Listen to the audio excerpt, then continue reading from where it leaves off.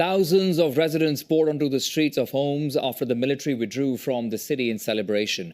The fall of Homs gives the insurgents control over the country's central city, severing the capital of Damascus from the coastal region, where Assad's religious sect and Russian allies are located.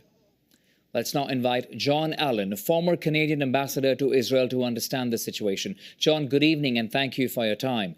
What's your take on the turn of events in Syria? Rapid advancement in the last 24 hours by opposition forces of that group called HTS that has seized 4 major cities, including Homs. It's incredibly surprising, the speed at which they have essentially turned the Middle East upside down. Iran has essentially left. I don't think Russia is now capable of saving Assad. It seems like HTS and others are moving towards Damascus. There are some reports that the palace guard is leaving.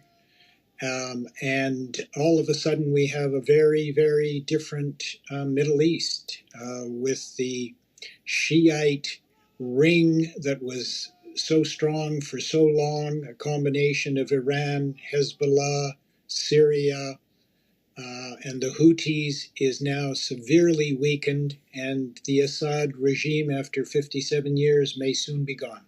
So are you saying that the fall of Damascus is inevitable? It will happen now, looking at how things have rapidly escalated? The Americans are saying so, and it now does seem like Damascus will be the next domino to fall.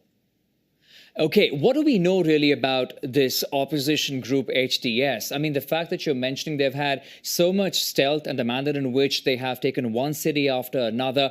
And like you also pointed out, Syria itself is such a complicated layout with foreign nations supporting different groups in the country. So what is this HTS? Well, HTS was originally Al-Qaeda, originally quite radical, quite a real terrorist organization. They now claim that they are embracing tolerance and pluralism.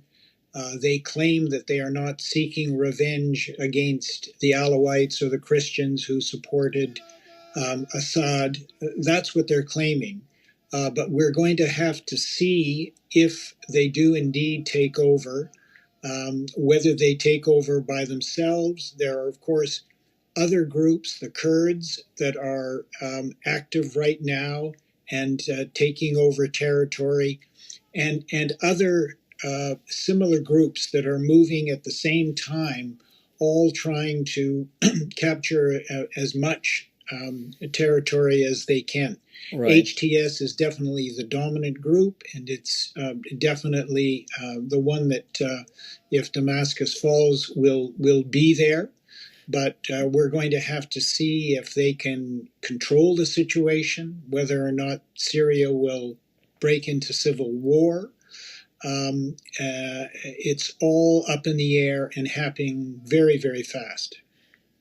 So, Mike, you've partially answered my question, because the aim of this uprising really is to topple this current establishment of Assad. And if President Assad were to be out, I was going to ask you, who do you think has the capacity, the capability to really fill that power vacuum in the region, which has always been so volatile? Well, it's an excellent question, and I don't think there are any easy answers right now, because Assad only controls 3 of 14 provinces to begin with. Right. And as I said, there are other groups that are in control of large areas of the territory. And while HTS can take the 3, 4, 5 cities that it already has and take Damascus, it's not clear whether it's going to go up against the Kurds or others right. who are also active. So this is going to have to play out over time. We're going to have to see what the leaders of HTS say they want to do. Right. And whether they're going to maintain this more moderate take that they say they will do. Right. Or you can have fears that you may end up with a Taliban-like Okay. organization. All right. We'll have to leave it at that for tonight. Of course, situation quite tense. John Allen, former Canadian ambassador to Israel. Appreciate your time. Thank you. Thank you.